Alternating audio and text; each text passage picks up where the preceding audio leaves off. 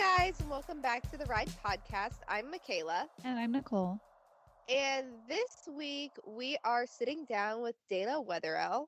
And Dana is actually Nicole's best friend, so I'll actually let Nicole talk a little bit more about Dana because Dana was a lot of fun to talk to, and I want to be her best friend, so Nicole's pretty lucky to have her as a best friend. She seems awesome. Yeah, so Dana has a really interesting story, which is why I thought she would be perfect for this podcast. She's a non-pro rider. She competes, she does the NRHA now, but she grew up competing on the AQHA circuit. We did the all-around events together. That's how we became friends. And I actually moved in with her and her husband, Wes, when I was 18. I moved to Oklahoma, to go to Oklahoma State for university. And they took me in under their wing because I had nowhere to go. My family had sold my horses back home. I really didn't want to go home and not have any horses to show or to ride. And they were like, hey, just come move in with us. You can ride whatever we have in the barn, and Wes was a huge mentor to me. But the thing that makes Dana's story really interesting is that she got sick a few years after I moved in. I want to say like maybe a year or two. Um, and she got so sick to the point to where she couldn't walk to the bathroom. She couldn't wash her own hair. I mean, she couldn't, she absolutely could not, cook or clean or do anything that she would have normally done in her, in her life. And so that was a really huge deal. And the doctors told her that she was never going to ride again. They said that it was going to be a miracle if she could, lift anything other than 5 pounds. She would need assistance walking for the rest of her life. And mind you, she was in her late 30s when she got this diagnosis. So that's not that old. I'm in my 30s right now, and I couldn't imagine my whole life changing because of something like that, because I like to think that I'm still pretty young and healthy. Um, so yeah, she's just I think it's a really inspiring story for people who might be struggling with medical issues or, their own autoimmune disease, which is what Dana has. And I think she has a lot of great advice for how to battle disease and be able to do the things you love. And then we also will touch a little bit on her recent NRHA career, and she's having so much fun learning that. Yeah, I think this is the ultimate episode to go out for Thanksgiving week because she's so thankful to have her health. And she really emphasizes, somebody always has it worse than you have it. So you should appreciate what you do have. So, I mean, Thanksgiving week is the best time to launch this episode because it's heartwarming and it makes you thankful for what you have because I'm not sick by any means, but listening to Dana talk, I was able to appreciate what I do have and appreciate the health that I have. Yeah, yeah, you're so right. I didn't even think about the fact that, Thanksgiving is this week. And you're so right. It's the perfect Thanksgiving episode because it really makes you realize how thankful you should be for your health and for your support team. Because Dana is the first one to admit that she could have never gotten healthy without the support of her friends and family who, whether it was finding her doctor in California or like me, where I was having to carry her into hospitals because she couldn't walk. It was you're right. It's a huge thankful it's a huge Thanksgiving episode for sure. You really figure out you're thankful for. Yeah, and kind of spinning off of the Thanksgiving, our sister podcast, the Ask Annie podcast that is hosted on Horse and Rider, and Beyond the Saddle podcast, which is also a part of the Equine Network, teamed up to do a Give Thanks episode for their podcast. And they reached out to quite a few people, and everybody just gives little snippets of what they are thankful for. So we encourage you guys to go and listen to that episode so you can hear what everybody is thankful for. There's everything from thanking somebody's first pony to thanking their husband to thanking horse trainers. I know one of my friends, my best friend, actually shared her thanks for a trainer of hers that had passed away. And anytime she talks about her trainer, I can cry because she had such a special relationship. So it's just that time of year where you just want to give thanks to everybody who makes it possible to do what you do with your horses, and especially in 2020 because 2020 has been rough. So being able to have horses in 2020 brings a lot of light to a lot of us. I know myself for sure. Yeah, and you should, like Michaela said, the Ask Annie podcast is hosted on our website. So you should be able to find it on horseandrider.com, or you can search for it wherever you guys listen to podcasts. But yeah, it's a great episode. And I think Annie and Katie have done something like that in the past where they've taken little snippets of people leaving them messages, and it was really cool. So I have no doubt that this one's just as cool.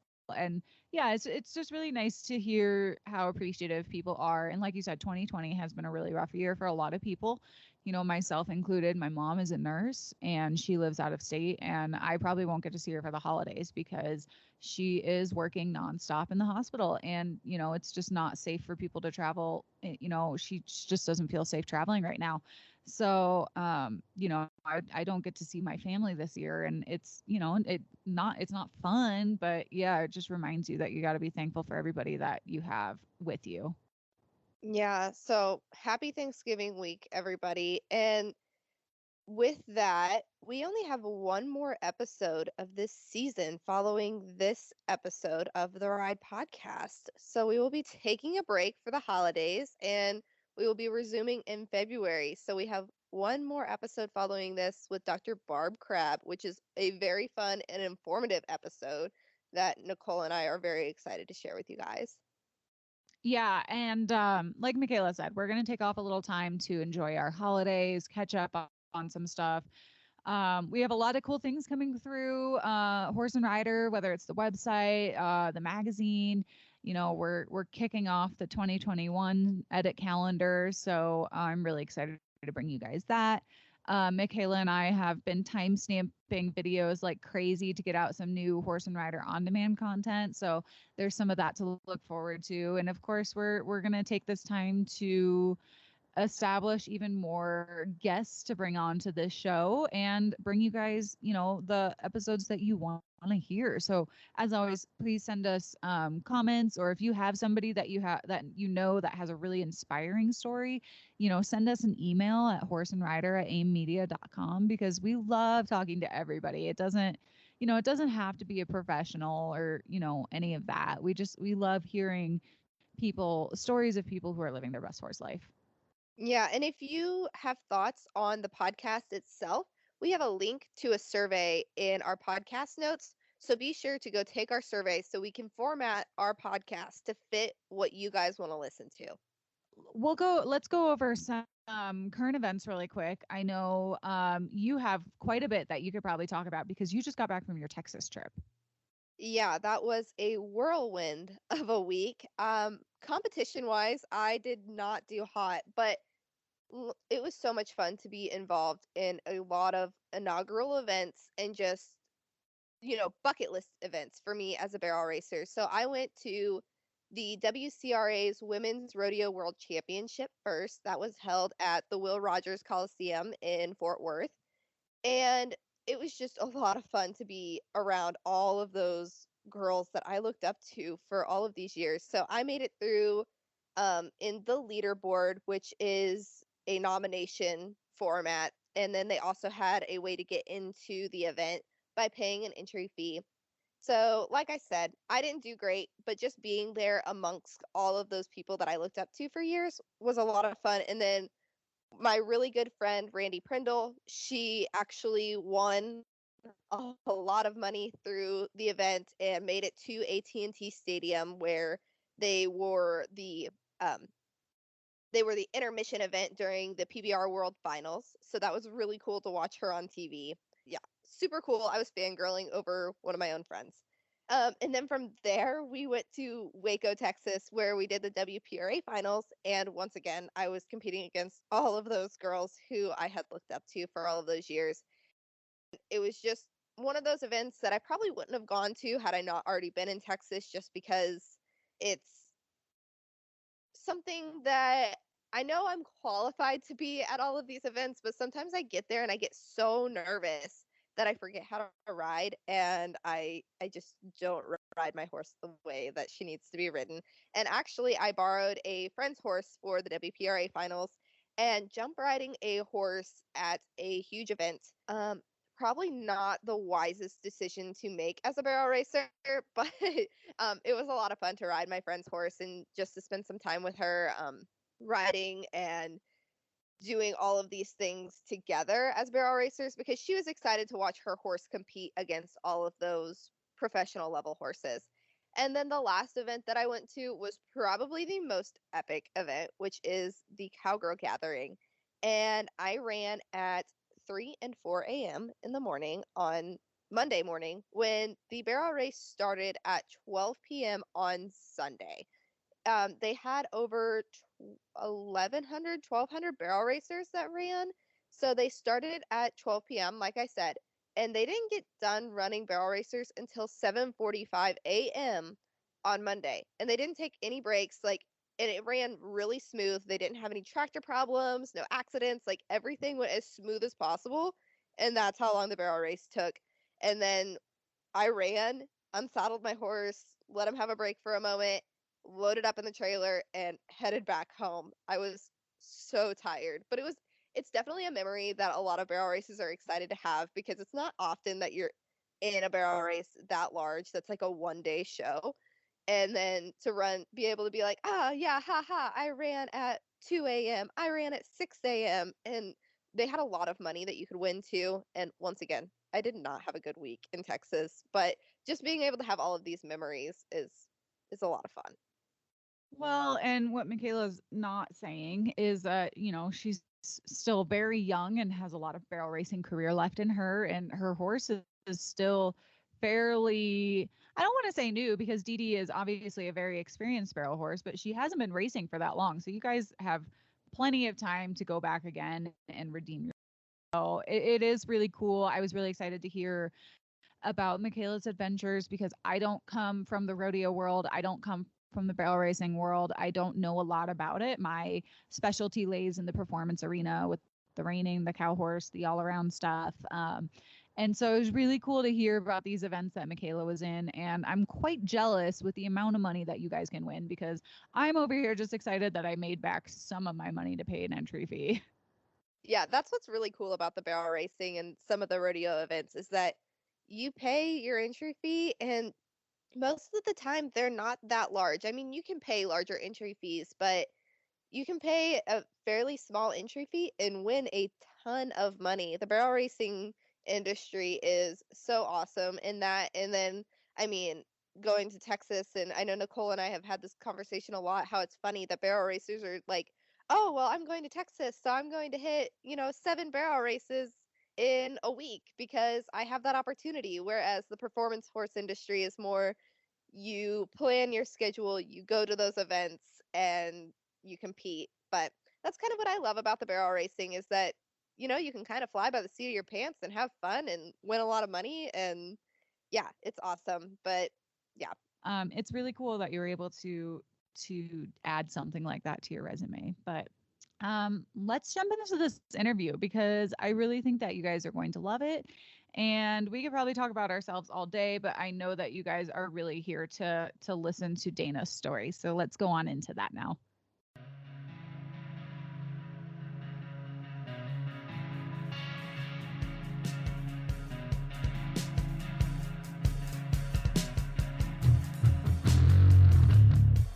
Hey guys, we are back with another episode, and today we are here with Dana Wetherell, who is a world champion rider, but she recently switched over to the reining. But the story that we really want to tell is that Dana came back from a autoimmune disease that her doctors had said that she would never ride again. And not only did she come back to ride, she won a world championship. Now she's competing in the reining, and she kind of changed her motto in life, to do the things that you really want to do because life is too short. So thank you so much for coming on here and talking with us, Dana. I'm excited to be here. Thanks for having me.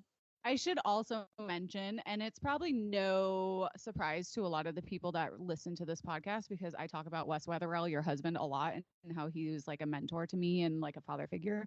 So I think it's probably easy to say that Dana is one of my best friends. But we wanted to bring her on because we do love to share the stories of just people living their best horse life. And I truly think that you are one of those people that are living their best horse life right now.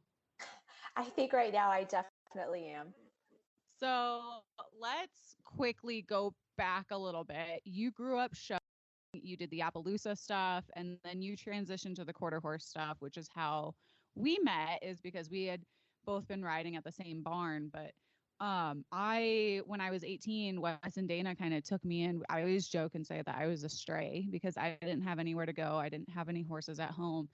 And they just kind of took me in and I never left. But that was around the time that you started getting really sick. Can you kind of, it's been so long, but can you explain kind of what happened? It kind of came out of nowhere. Yeah, that was 2010, but it actually probably started 2009. I was on the all-around circuit pretty hard. I think you went to a lot of those shows with me. And I remember being out at Sun Circuit, which was in January then. And I had no energy. I didn't feel good. I didn't feel like I could ride very well. Had trouble running in the showmanship and just kind of chalked it up to long hours at the horse show and being on the road and didn't really think anything of it. So I came home from that show. It was February, like early February. And it was just kind of a downward spiral. My back hurt, all my muscles hurt. I just had no energy. And again, not listening to my body, just kind of chalked it up to doing too much and too many shows, and kind of just kept pushing on and trying to ride until my body said, time out, girl. And then in April, well, it would have been the end of March. The end of March, I got really sick to the point where I really couldn't get out of bed. I was so fatigued. And of course, the first person I called for medical advice was our veterinarian, because who else would you call when you're sick and can't get out of bed? So my veterinarian's wife and I were really good friends, and she came by to see me one night. And by this time, I had these great big huge black circles under my eyes and really I wasn't eating. I didn't do much of anything. And she opened the door and she looked at me and she's like, "What is wrong with you?" I'm like, "I don't know. I think I threw my back out. I'm just really sore, really tired. I must have the flu." And her husband, who's the vet, he came by the next day and he said, "You need to go to the emergency room immediately." And I have a client who is the head of the ER, one of the hospitals here in town. So we went in there and they were pretty much convinced that I had just ran a marathon, because my muscle enzymes were so high. Like my muscles were just breaking down at a crazy rate. And I tried to tell them I definitely did not run a marathon. I don't run at all. My husband tried to tell them that I don't run. So they did a bunch of tests. Didn't really give me any answers, but they admitted me to the hospital. And by that time, I couldn't get out of bed on my own. I had to have help. It was really scary because nobody knew what was going on. And it kind of hit, I say suddenly, it was a couple of month progression, but when it really was disabling, it was within a couple of days period. So in the hospital, they ran tests for like 5 or 6 days, no answers. They sent me to a rheumatologist, and she is the one who diagnosed me with dermatomyositis, which is actually where your body just attacks your muscle tissue. So basically, my body had just eaten all of my muscle, and I was just left with fat, fat and bone. So I was about probably 90 pounds at that point. Yeah, the first time it really hit me that you got really sick was when a customer had left their horse tied up at the barn and needed to have, he was too hot to wear a blanket yet. So you were by yourself because Wes was going to get hay. I was in school about an hour and a half away. And I just remember you calling me or texting me and saying, like, I had to go put this blanket on this horse and I could barely get myself off the couch and go do it. And, that was really crazy because you've always been, since I've known Dana since I was 12, like since I was a kid. And you were always so active. And I mean, you do everything, your husband has a training program. So you're helping clean stalls, water, sweep the aisleway, all the things that horse trainers' wives have to you on top of their busy show schedule. And then all of a sudden you're too weak to get off the couch and go blanket a horse. Yeah, when it really hit, I couldn't. The hardest thing was lifting my arms up. Like I couldn't dry my hair with a hair dryer or really brush my hair. Washing it was difficult. Anything that involved raising my arms like anywhere above my shoulders was extremely difficult. And by the time I did get out of the hospital, I was in a wheelchair. I couldn't walk. And I remember being back at home, and if I wanted to like use my computer, I'd have to wait for Wes to come set it on my lap, and then he would, take it off my lap because I wasn't strong enough to move it. And that's how I remember Eve would come down and study and sit in a chair beside me and basically hand me things or take things away for me or help me get up or down. Or I was abandoned in the bathroom once and couldn't get back to the couch. It was scary. So how long of a time period were you feeling like this in total, I guess? From when I was pretty much wheelchair bound would have been, I remember it was April 1st. April 1st until, late summer. I went to a rheumatologist after she diagnosed me. They put me on a bunch of steroids and a cancer, like a chemo drug. And those drugs definitely helped my autoimmune disease to the point that I could get up and around a little bit. I wasn't in a wheelchair all the time. I could at this point, I just wanted to be functional and be able to take care of myself. And by take care of myself, I meant like get myself dressed, take a shower on my own. She told me that I would never have good balance. And if I wanted to like walk out and get the mail, I would need assistance, not to do anything like that by myself. And I would never have enough core strength to sit on a horse. And she told me at that time, probably the maximum amount of weight I'd ever be able to lift is 5 pounds. So she was really big on just making lifestyle choices to adjust to inability to do things, basically. She's like, you're just going to have to figure out how to live by only lifting this much weight, walking in short periods of time. I'm just not overextending myself, basically. And, when you get that kind of news at first, it was, okay, but you mean I might get a little bit better. And that was really all I cared about, was I could take care of myself and not have to wait on someone to help me get up and down. So I was thinking that was a win, coming from, I'd never had my blood taken until I was in the ER that day. I was 38. I never went to the doctor for anything. I broke my collarbone once in grade school. I didn't go to the doctor for a week. I just did not go to the doctor. I don't like doctors. I'm petrified of them. So I was, what I would say, completely 100% healthy to 100% debilitated.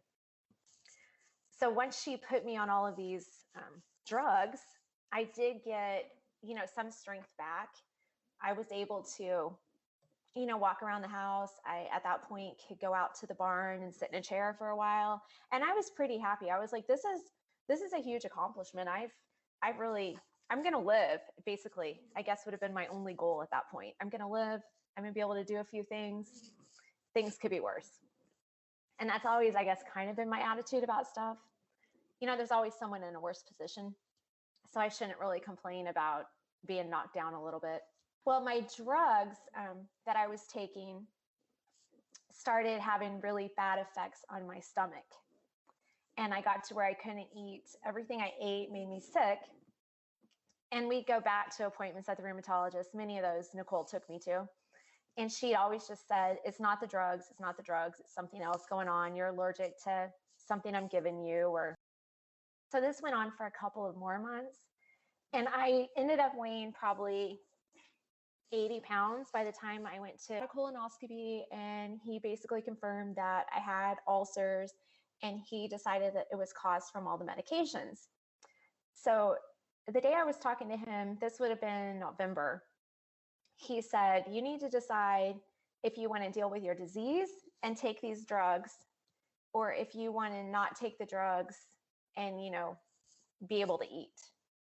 And I looked at him and I'm like, okay, well, those two options pretty much both end in death. Because I mean, my bones were sticking out of my back. I was so skinny and couldn't eat. So then I was basically weak just from complete lack of nutrition. And when he said that, I was just like, whoa, this is not good. I mean, my reality right now is there's just not a good end to this. And this is a lot more serious than I thought, because you can't stay on steroids and chemo drugs, for life. It's just not sustaining. And I basically came to the conclusion at that point that doctors only treat symptoms. They don't try to cure you. And I had another really good friend that I showed horses with. Her name is Jill Newcomb. She still does the trail and all around, and she lives right outside of San Diego. And she had a doctor, a holistic doctor. And she's like, you need to come to San Diego, and I'm going to take you to my holistic doctor. And I was like, Jill, I can't not get on a plane. I can't do any of this by myself. And we ended up, I flew to San Diego. I was in a wheelchair. She met me there at the airport, picked me up, basically took total care of me for a week. And I went to see her doctor for 4 days straight. And he told me that there's no reason that your body should attack itself. And he was going to get to the root of what was actually wrong with me. So that first day I was there, I threw all of my drugs in the trash can. I never took another one. And besides a very rare Advil, I haven't taken a drug or a prescription drug since 2010. He changed my diet, changed my lifestyle to try to avoid as much stress as possible. And from there, it was just an upward climb. Within, I would say by January or February, I was back on a horse, not doing a whole lot more than walking, but at least I was on a horse. I was walking around on my own. I could get dressed on my own.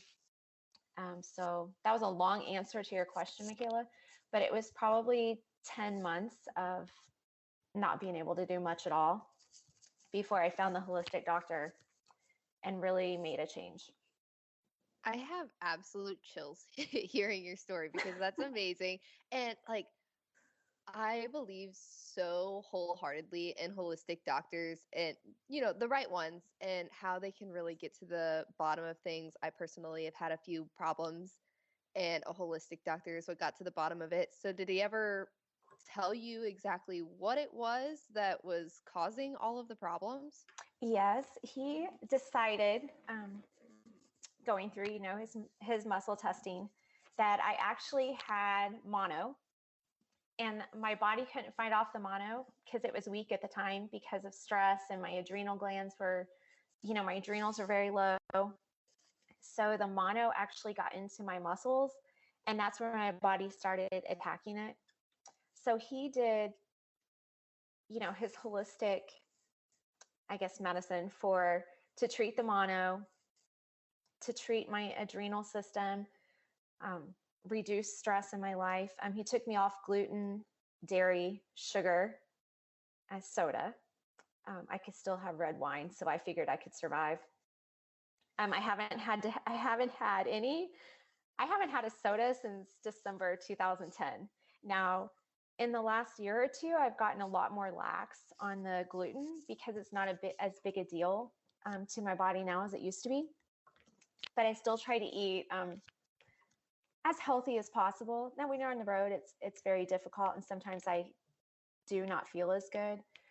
But it's been, the last 10 years of going to see him, it hasn't always been a smooth ride. I've had relapses where I haven't felt as well. Most of it is, I don't want to say self-induced, but really self-induced.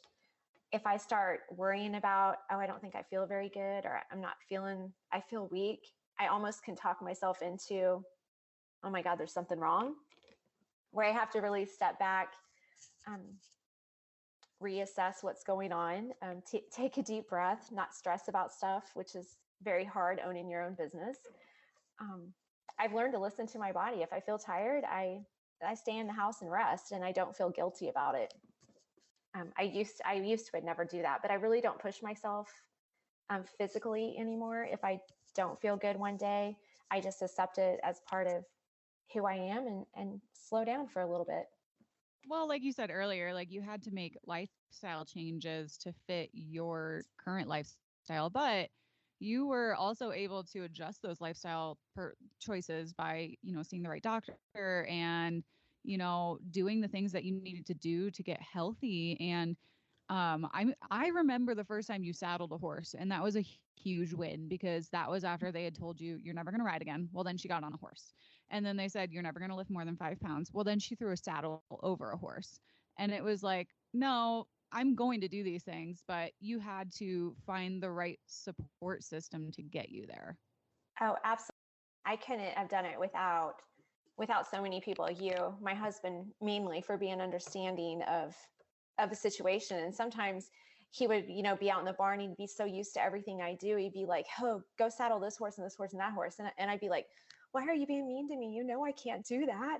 Why?" And he's like, he'd forget that I couldn't do it. It wasn't that he was trying to make me feel bad for not being able to. But then I got to where I just, started brushing all the horses. I go through and I brush them all. So then they were ready to be saddled. And there were some days that brushing them was difficult, but I just tried to, push myself that way every day, do a little bit more. And even now, some days it's hard to saddle. I mean, some days it's really easy, and other days, my show saddle especially, it's heavy. I'm glad my horse is only 14.3. I bet you're really loving those reiner heights right now. I do love them. And it's, sometimes hard to keep in perspective that my body only allows me to do so much. Even though I'm getting a lot out of it, I still have things, that aren't as easy.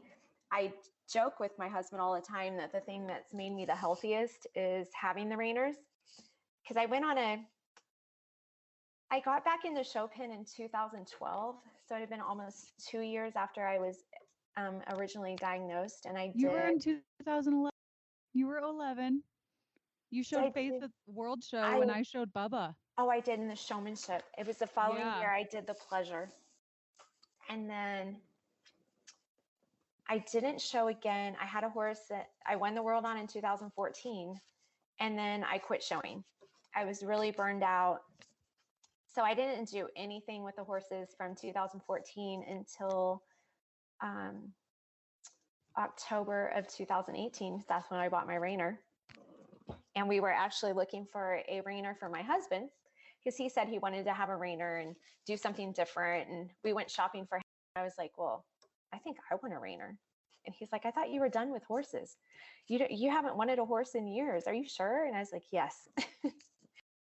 Happened to find the horse I have now that I've been showing. I just love him.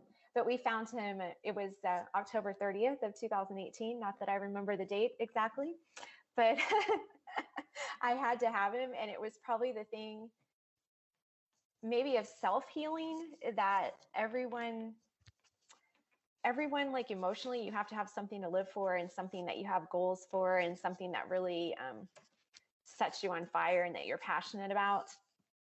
And I think for me, that was always horses, but I kind of lost it there for a while.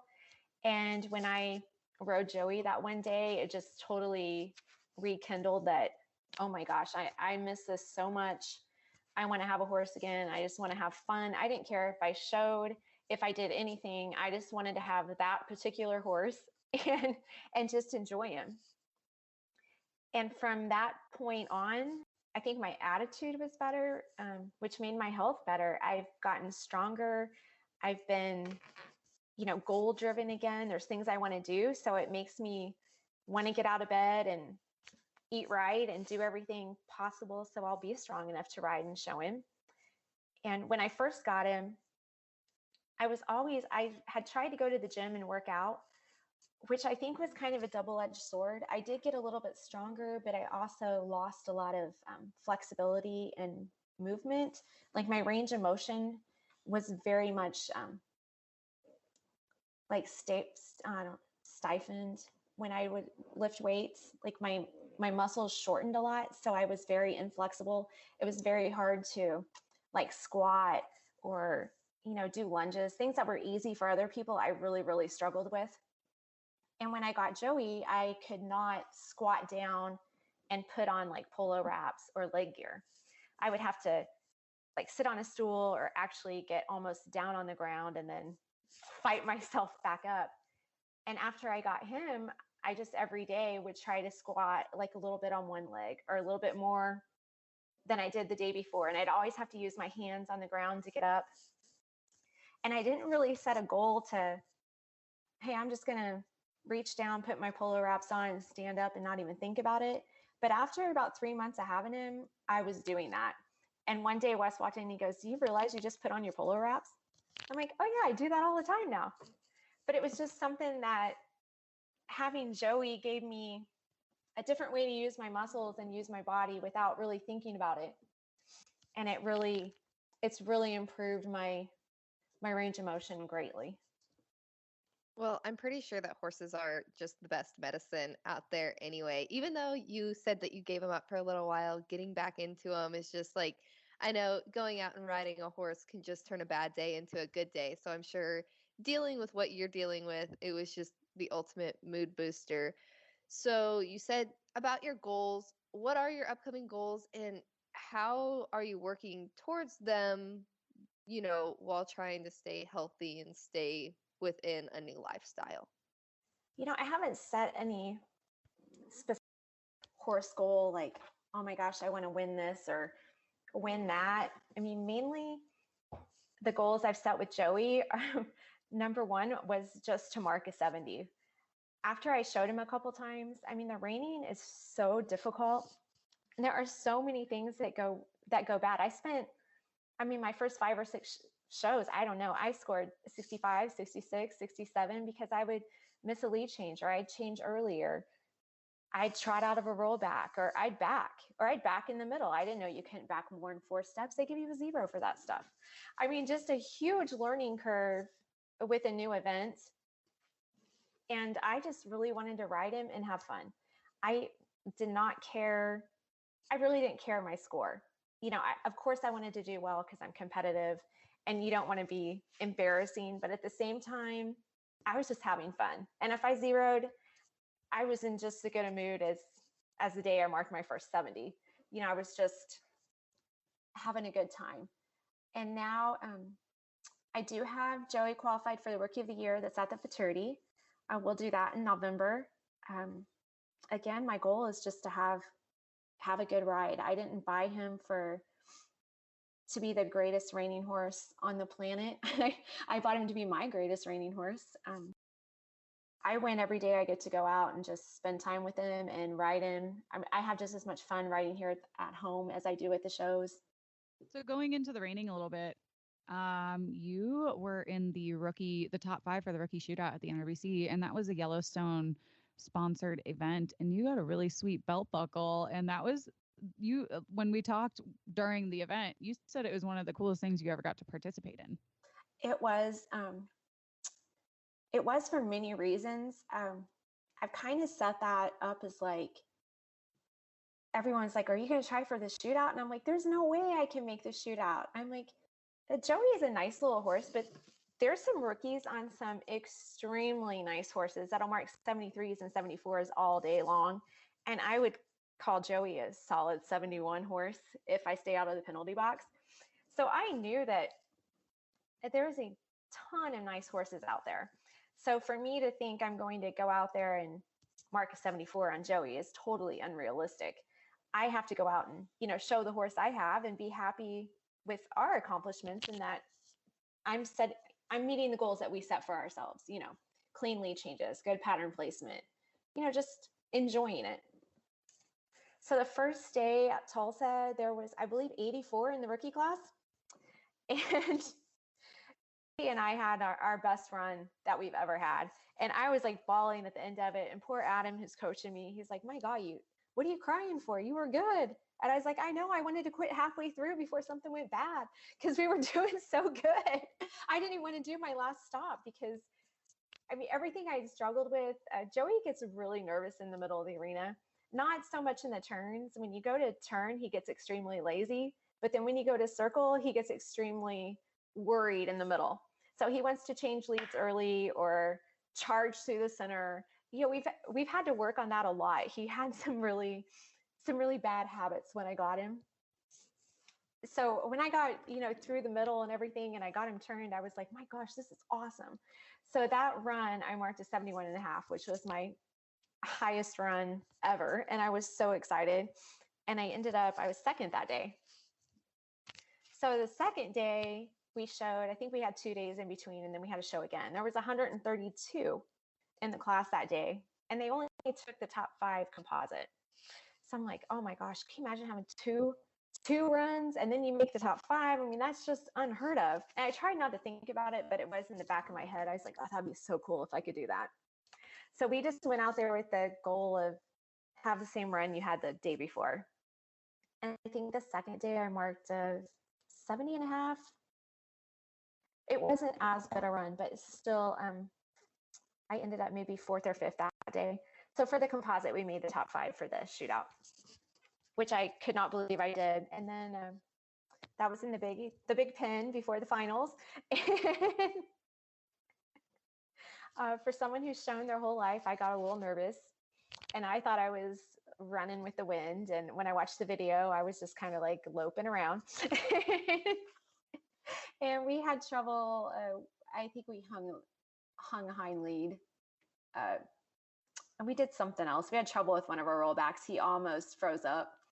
So not a clean run by no means, but it was just fun to be out there. And it was very cool to see everything that Paramount had given to the rookies, because we really are. I mean, we're the beginners, and they gave away so many things. I got a back on track sheet, a buckle, and it is a beautiful buckle, a leather halter.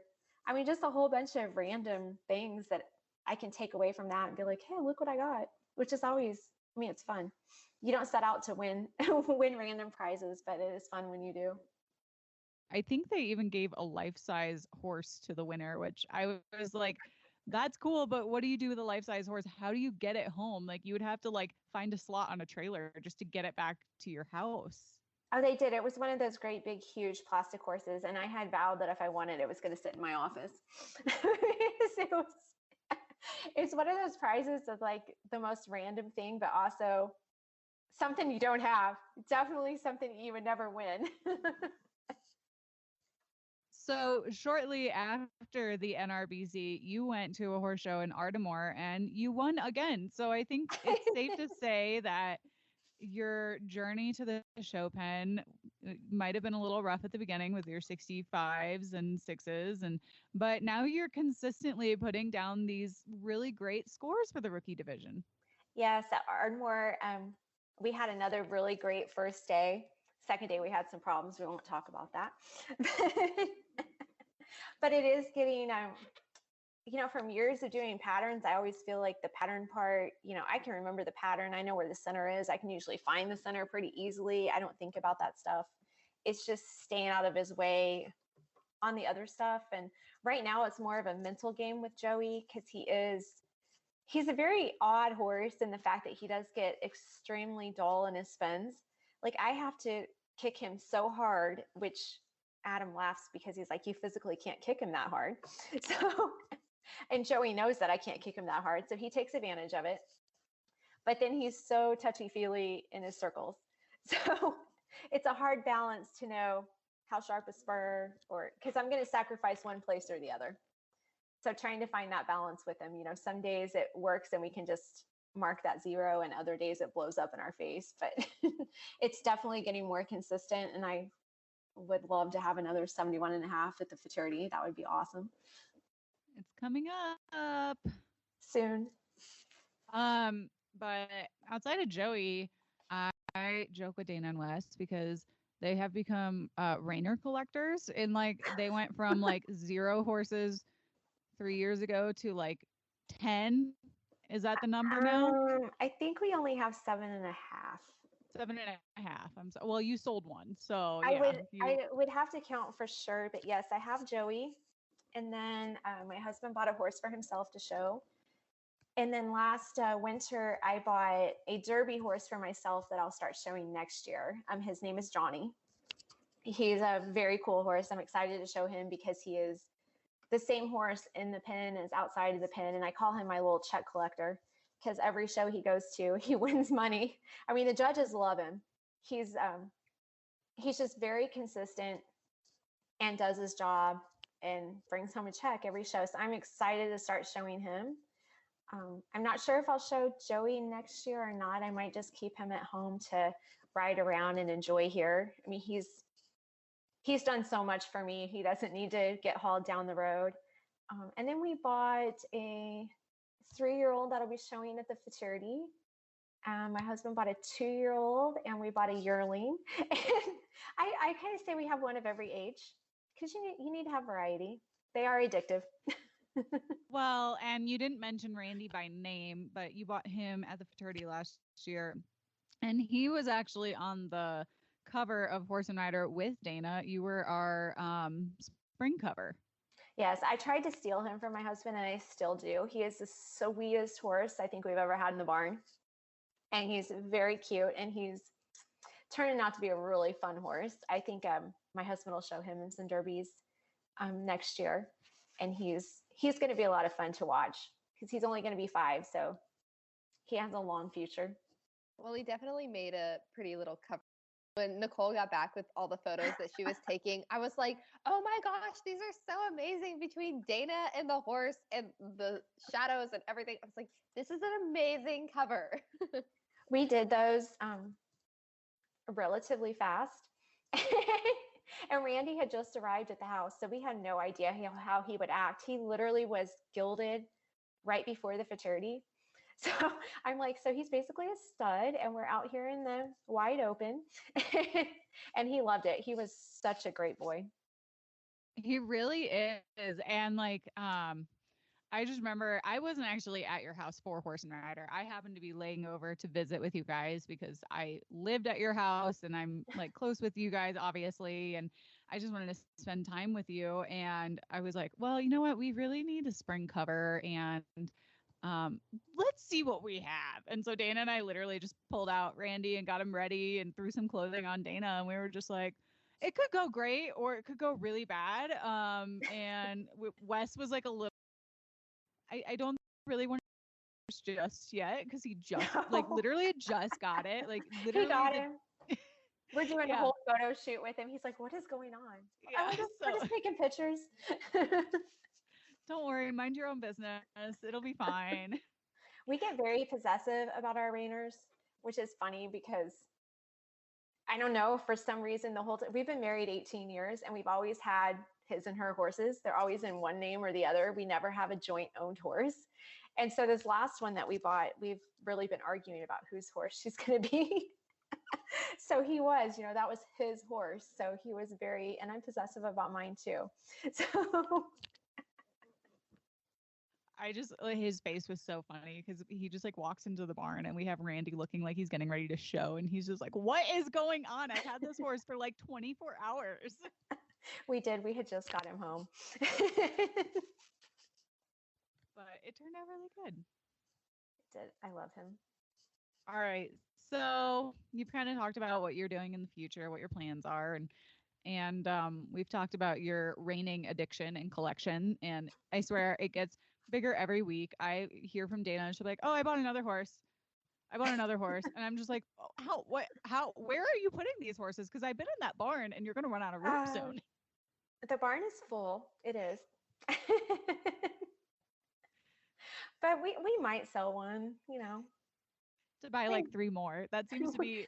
We might not. It's our new retirement plan. I don't know if it's the best one, but you only live once and we're enjoying it. So, my husband, we have a very stressful business and it's growing like crazy, which just causes more and more stress. And we have, 5 people that work for us that, whose families depend on us for their livelihood. And it is a lot of responsibility to own your own business. And the horses for us, we get to blend our business because we have a hay business.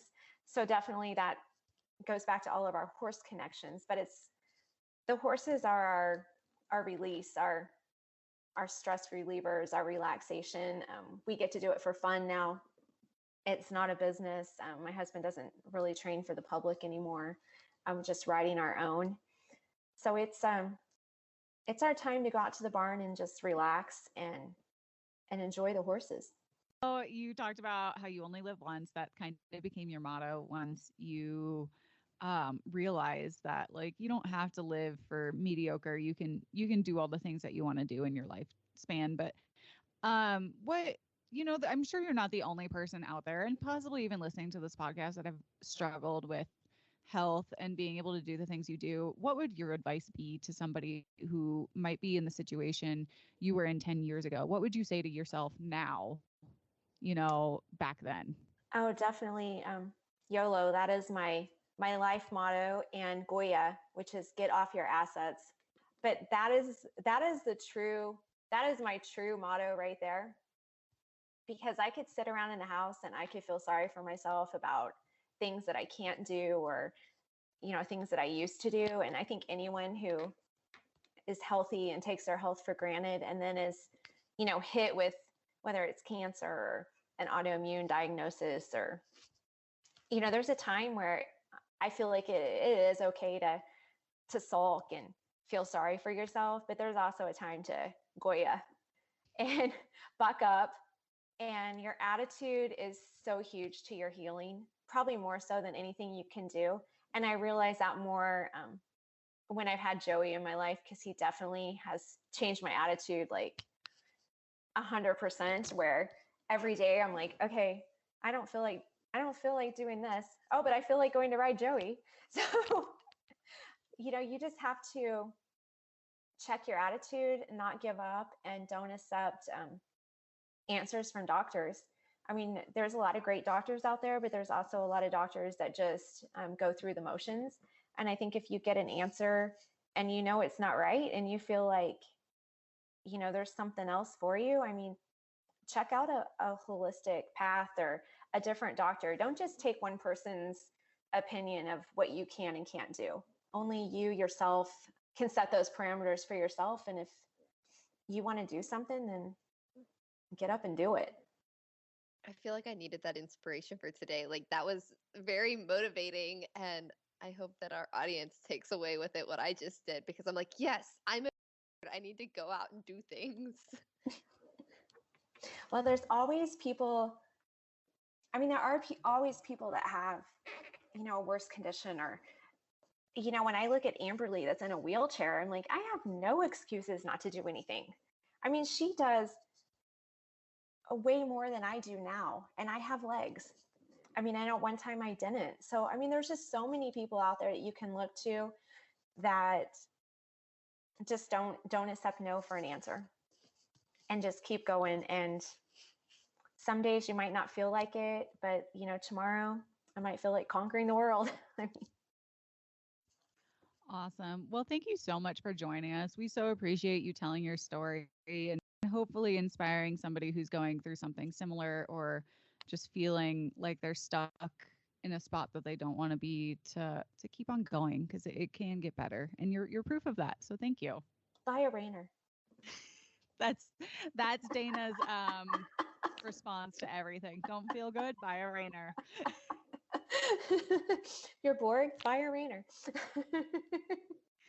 Well, you should probably talk to the NRHA about some marketing, because I feel like they're missing out on something. That should be their new motto. Buy a Rainer.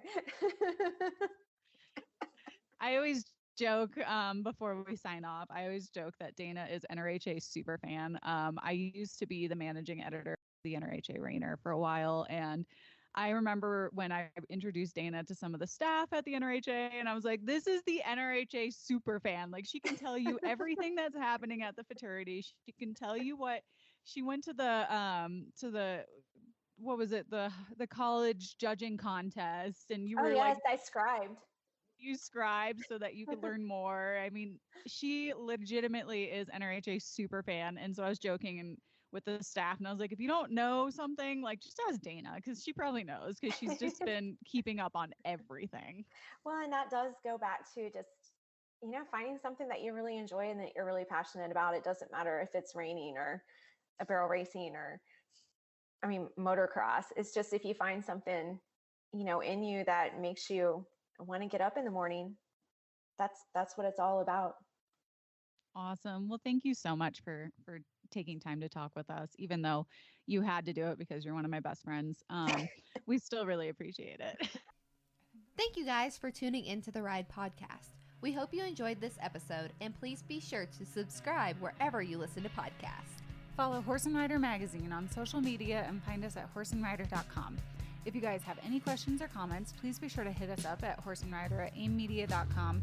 We want to hear from you guys. And if you like what you're listening to, be sure to leave us a review on iTunes. How many stars, Michaela? 5 stars, please.